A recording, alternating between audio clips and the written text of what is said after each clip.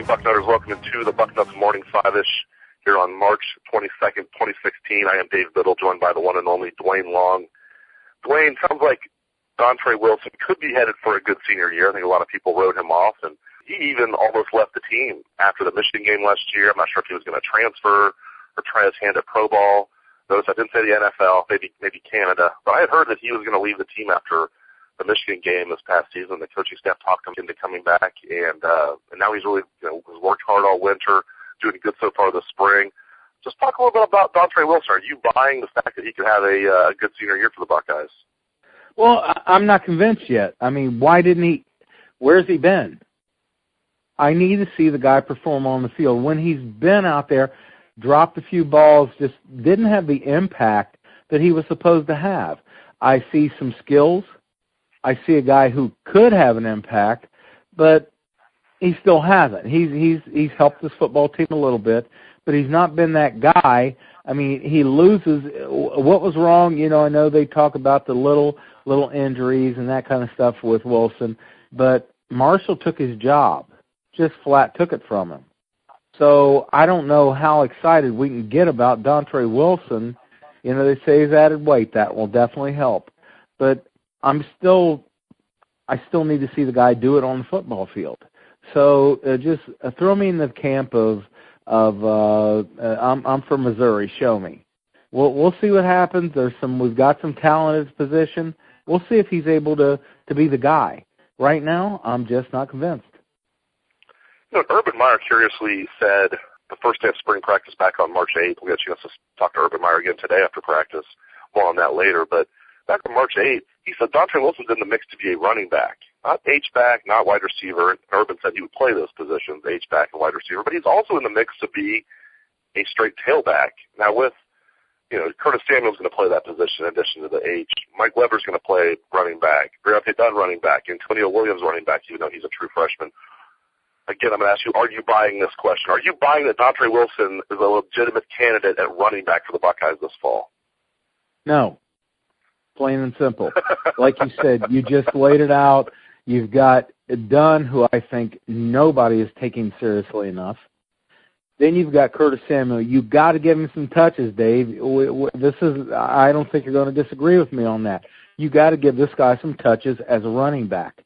You've got Weber with if for no other reason than Deontay Dunn being the starter, you've got to get Weber the ball and let him get ready. He needs to take over. He's going to be the number 4 guy at best? At best. If he's not the number 4 guy, I don't understand. I don't understand that he's going to get touches. If he gets a handful through the season, okay, it gives the defense something else to think about when he's on the field. But I just don't see where he's going to be a viable option. We've got other considerations at running back. This is a guy who's never broken a tackle in his life. One of the things that we talk about is he goes down too easy, but we're going to put him in at tailback. We run between the tackles at Ohio State with the tailback, and this guy does not look like a guy who can run between the tackles. He has a hard enough time out in space getting away from tacklers. He either beats them with speed or with shake and bake. He does not run through tackles, so we're going to put him running back. It just doesn't make any sense to me. I think it's a smoke screen. Urban Meyer plays these games. He wants everybody to put it in their heads that we're going to do things that we're not going to do. That's fine with me. I love it. We're allowed to do that. Let's do that. I just don't see where he's a viable option as a running back in what we're trying to do. I agree with you 100%. I think he can be a factor at H, maybe a little bit at wide receiver, although I think he's more made for that H-back spot. Maybe he can be a factor on special teams as a kickoff returner, although he needs to do a better job of actually breaking tackles. He seems to go down on first contact a lot. But I think he can have a good senior year, maybe. I'm with you, though. Show me first, and I'm not buying at all that he's going to be in the mix of running back. I think maybe that was just Urban throwing him a bone, or as you said, maybe throwing smoke screens to other teams out there. But maybe he was just trying to throw Dontre a bone, too, because maybe Dontre told him he wants to play some running back. But, yeah, I don't think that's in the cards for Dontre. Speaking of running the football, Duane, let's talk about Joe Burrow. We've talked a lot about Joe Burrow, the passer. Joe Burrow, maybe people thought he didn't play good competition in high school, then he goes to the state playoffs and he tears up excellent competition. So put those fears to rest. But one thing we don't talk about a lot is Joe Burrow as a runner. And as you know, as everybody listening to the show knows, if you're going to play quarterback in Urban Meyer's offense, you have to be a good runner. You can't just every once in a while be okay as a runner. You have to be a good runner. You've seen plenty of film on Joe Burrow. Now, obviously, he's bulking up now. Hopefully he's getting a little faster with Mickey Marotti and all that. But from what you've seen of him in his high school days, tell the listeners about Joe Burrow, the runner. The most underrated aspect of Joe Burrow's game is Joe Burrow as a runner. Joe Burrow he's not just a guy who can be effective, efficient as a zone read type quarterback. This kid can make things happen. Now he's bigger and stronger. He was hurting. When I go back to the DeSales game in the playoffs of his senior year, you don't run through DeSales. He pretty much did whatever he wanted against DeSales. Joe Burrow can be a highly effective. This is a guy I had to really come around on. And as the playoffs went on that year, everyone's talking about, well, the level of competition. Well, how many DeSales guys are running around the Big Ten, Dave? There's a lot of them. And he took DeSales. He just did what he wanted to against them. And you watch the championship game, Joe Burrow was extremely effective. This is a guy, don't sleep on Joe Burrow. Joe Burrow can run this offense, and he can run it at a high level. He can throw the ball, and he's going to be an effective runner. Do not sleep on Joe Burrow. Very well said, my man. He is extremely underrated as a runner, and couldn't agree with you more. I think, hopefully there's listeners out there that wondered about that. Maybe he's a pass-first guy, and he might be pass-first. That's fine, but people maybe were worried that he couldn't be a good runner. Hopefully Duane and I put your fears to rest. This is a kid that can definitely be a good runner at the college level. So I'm on ESPN yesterday, and I'm checking out their website, and I come across this headline. I thought maybe I was on the Onion for a second. It said, Michigan Year One Miracle. How did Jim Harbaugh do it? I'm like, what? Did I miss something here? Did I dream that Ohio State beat them 42-13 in Ann Arbor? And then I click on the story. And then the actual headline from Adam Rittenberg is how Jim Harbaugh made Michigan into a national power once again.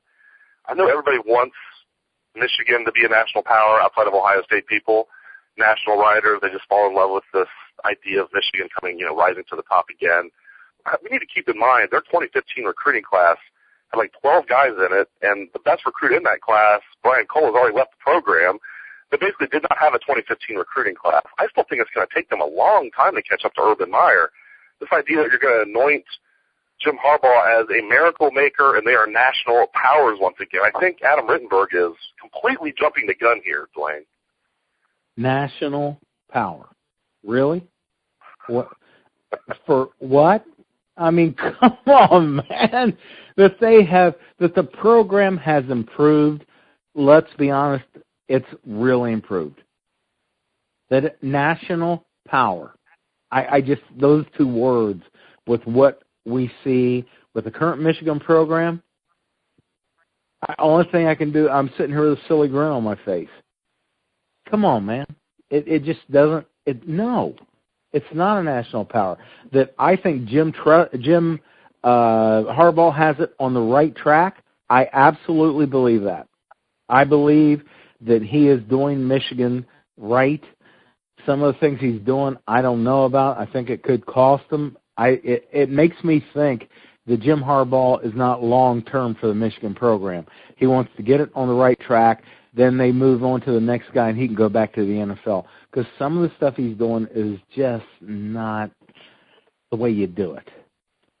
But that he has them, look at where they're acquiring talent from outside the state of Michigan.